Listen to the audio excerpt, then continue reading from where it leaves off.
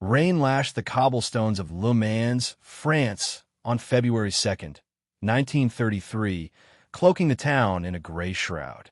At 6 Rue Bruyère, the Lancelin household stood as a monument to bourgeois pride, its 2 stories of stone and shuttered windows concealing a simmering unrest. Inside, Christine and Léa Papin, sisters bound by blood and shared suffering, moved through their duties as live-in maids.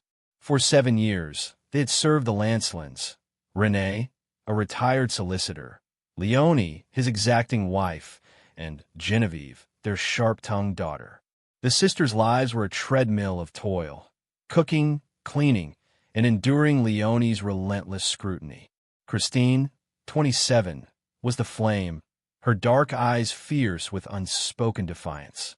Léa, 21, was her shadow, quiet and obedient, her existence orbiting her sister's will. The sisters' bond was forged in a childhood of neglect. Born to a turbulent family in Le Mans, they were raised in poverty, their mother volatile, their father distant. An older sister, Emilia, had fled to a convent, leaving Christine and Léa to fend for themselves. Sent to work as maids in their teens, they clung to each other, their loyalty a shield against a world that offered little kindness. In a Lancelin household, they found stability but no warmth. Léonie, with her white gloves and obsession with perfection, ruled like a petty tyrant.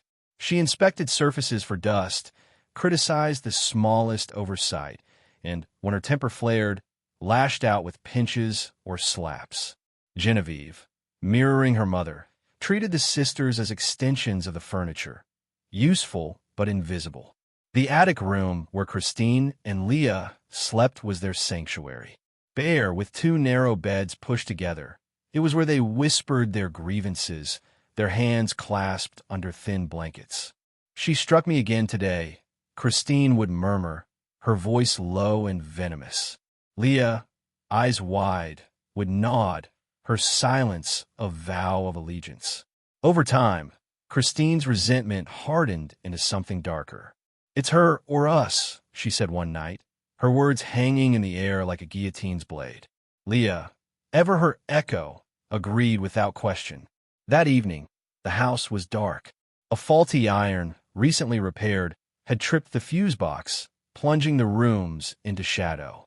Christine, ironing by candlelight, felt the weight of Léonie's latest reprimand, a sharp slap for a smudged glass. Léa, dusting nearby, watched her sister's jaw tighten. The air crackled with unspoken rage. Outside, the rain intensified, a drumbeat against the windows. Around 5:30 p.m., Léonie and Geneviève returned from shopping, their coats dripping, their moods sour by the weather.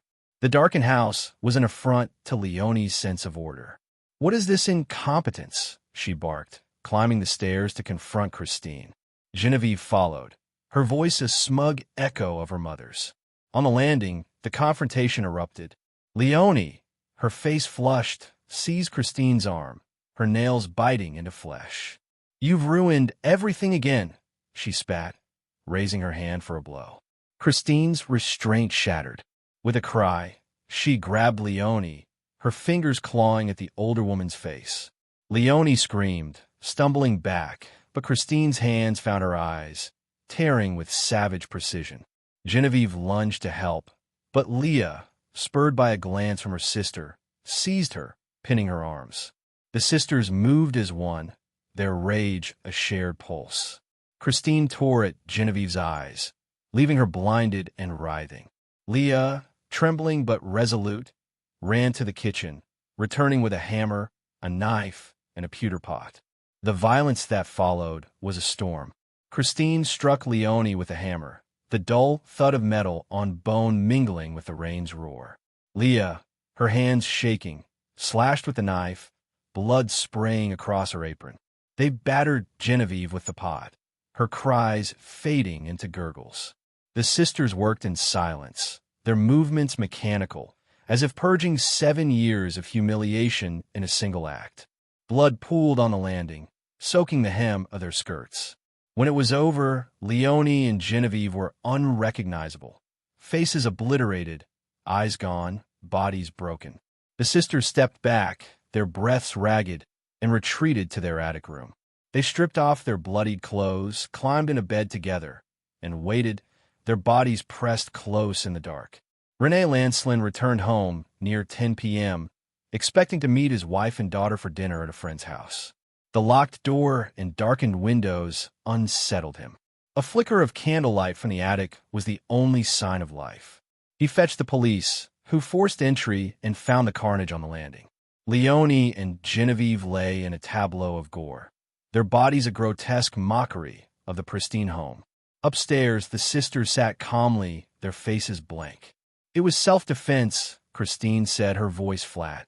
Léa, mute, nodded. They offered no resistance as they were led away in handcuffs, the rain washing blood from their hands. The trial in September 1933 was a spectacle. Le Mans courthouse overflowed with journalists, intellectuals, and gawkers, all hungry for a glimpse of the monstrous maids. The sisters sat in the dock, Christine's gaze defiant, Léa's head bowed. Prosecutors painted them as cold-blooded killers, driven by class hatred. The defense argued insanity, citing a family history of mental illness, an uncle's suicide, a cousin's confinement.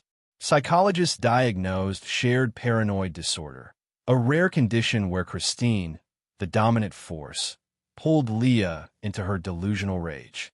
Leonie's abuse, they said, had been the spark, the faulty iron and darkened house the final straw.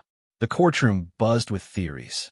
Was this class warfare, the maid's revenge against bourgeois oppression, or a descent into madness, fueled by their incestuous bond? Intellectuals like Jean-Paul Sartre saw rebellion. Jacques Lacan saw a psychological abyss. Christine, deemed the mastermind, was sentenced to death, later commuted to life imprisonment. Léa, the follower, received 10 years.